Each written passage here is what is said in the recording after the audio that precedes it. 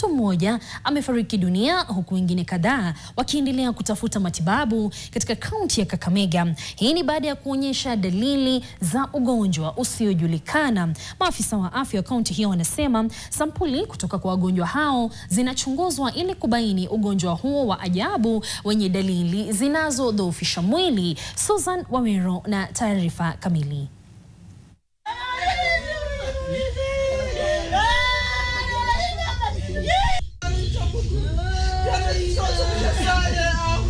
Familia moja katika kaunti ya Kakamega inaomboleza baada ya binti yao wa umri wa miaka 26 kufariki kutokana na ugonjwa usiojulikana.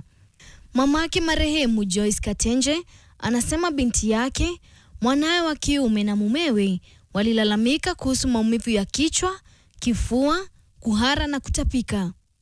Joyce alimpeleka binti yake katika zahanati ya karibu kwa matibabu, lakini hali yake ilizidi kuwa mbaya na akafariki muda mfupi baadaye. Akaanza kulia kifua inamuuma.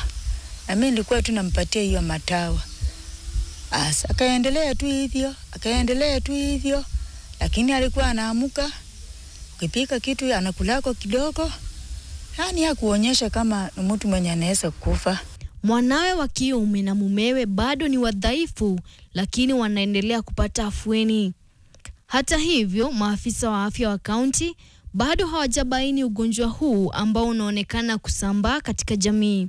Katika kijiji hicho, mwanamke mwingine Agritina Mtakale pia ameonyesha dalili kama hizo, ila anasema dawa alizopewa hazijamsaidia. Ilinishika kifua, alafu na mbavu na miguu. Na nikaenda Shima kutibiwa. Nikadungwa shindano.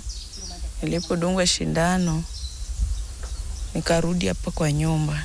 Na alikuwa amenipea dawa nikameza na sikuona tofauti. Serikali ya kaunti ya Kakamega imewataka wote wanaojihisi wagonjwa kutembelea hospitali au zahanati ya karibu kwa matibabu.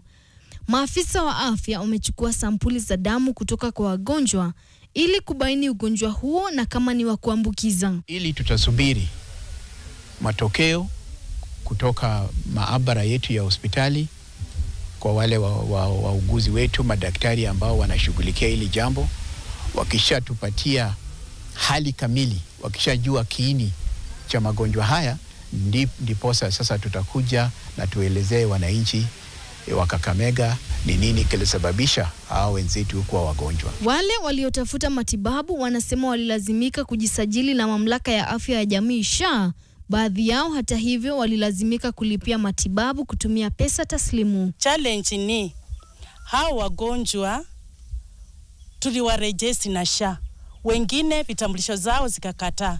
Tukawatuma waende Huduma Center, tukiwarifa, wakifika kule wanasema wanaombwa pesa.